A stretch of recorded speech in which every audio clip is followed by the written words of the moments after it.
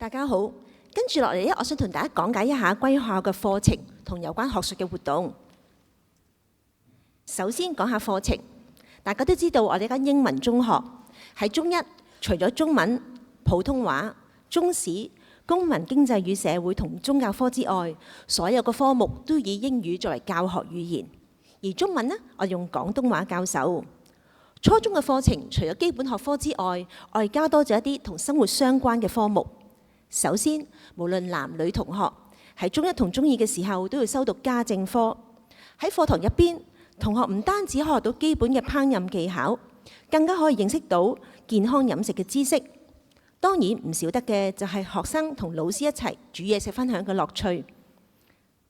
中三嘅時候呢，我哋有 Personal Finance Education 同埋 Principles of Resources Management， 我哋教同學理財同基本嘅資源管理概念。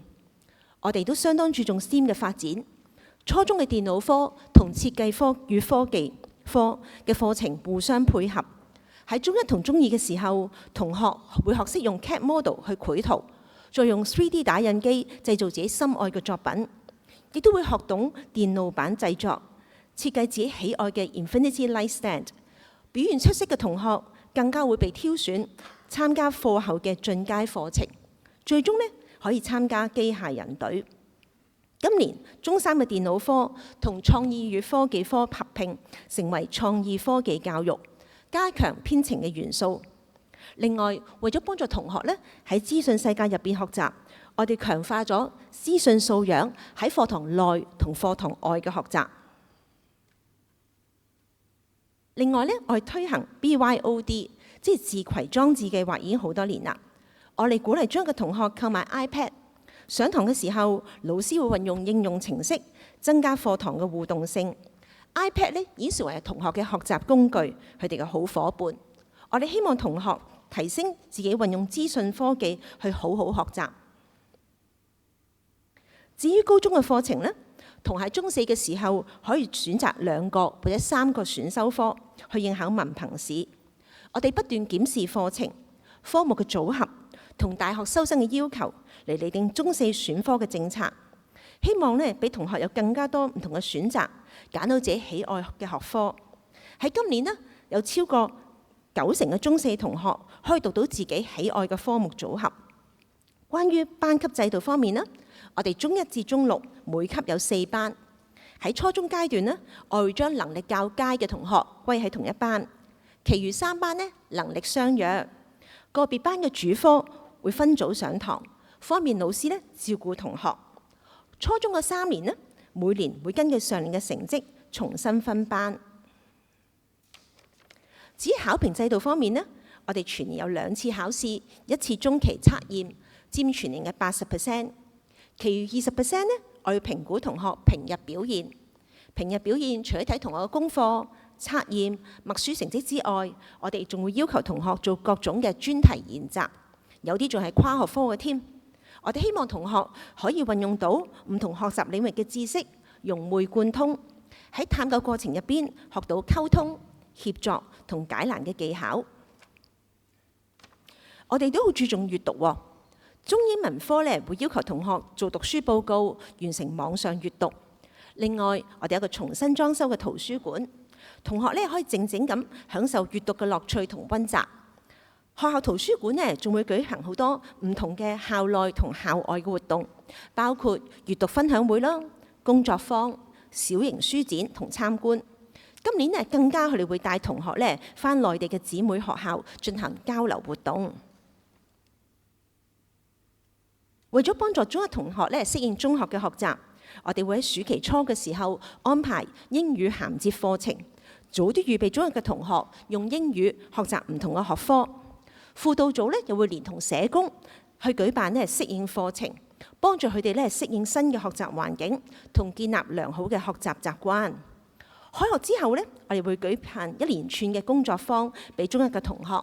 以今年為例啊，我哋教佢哋做筆記同錯題簿。另外呢，我哋將會舉行班際學術比賽，希望呢同學可以互相鼓勵，一齊溫習。今年呢更加嘗試定期咁舉辦 LAC， 意思即係話 Language Across Curriculum 嘅工作坊，提升同學呢英語嘅學習能力。我哋更加邀請咗英文水平較高同埋有領導才能嘅中一同學擔當小組嘅組長。相信大家都好關心我哋公開試嘅成績。正如校長所講，我哋希望同學讀得。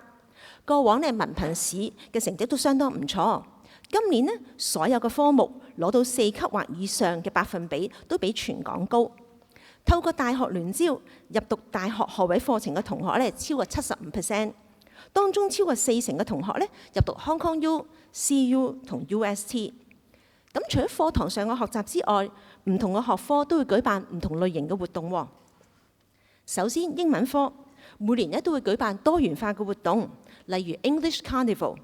高年班嘅同學負責統籌同策劃，低年班嘅同學就去參與各式各樣嘅攤位遊戲，仲有串字比賽啦、急口令比賽、班際校園定向活動比賽。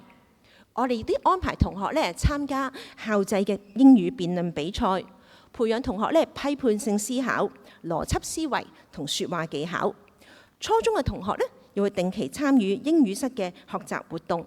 我哋希望營造一個良好嘅英語環境，俾同學學好英文。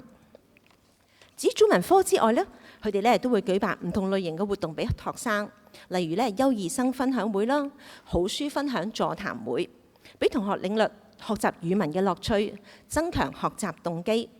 中國語文及文化學會又會安排電影欣賞、文化攤位遊戲、七線製作、圍棋體驗等等。我哋希望加強同學對中華文化嘅認識。至於數學科佢哋都舉辦好多唔同嘅活動，例如數學攤位遊戲啦、數獨比賽、數學科學遊蹤。透過一連串嘅活動，我哋希望提升同學對數學嘅興趣，亦都可以幫助佢哋發展探究、推理、邏輯同創意思考。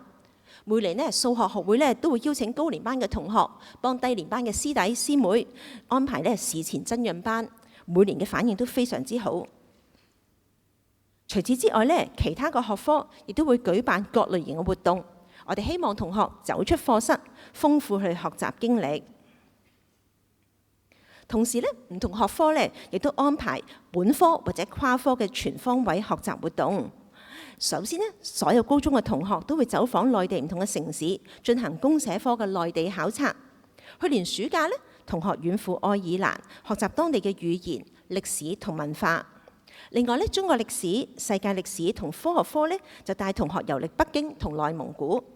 地理科嘅同學去新加坡，學習當地嘅城市規劃、可持續發展同生物多樣性。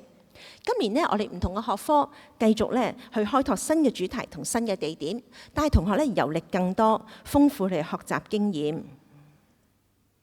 我哋都非常鼓勵同學勇於挑戰自己，喺唔同嘅範疇參加唔同類型嘅地區性或者國際性賽事，擴闊自己視野。經過老師同同學不斷努力，我哋見到佢哋獲得理想嘅成績。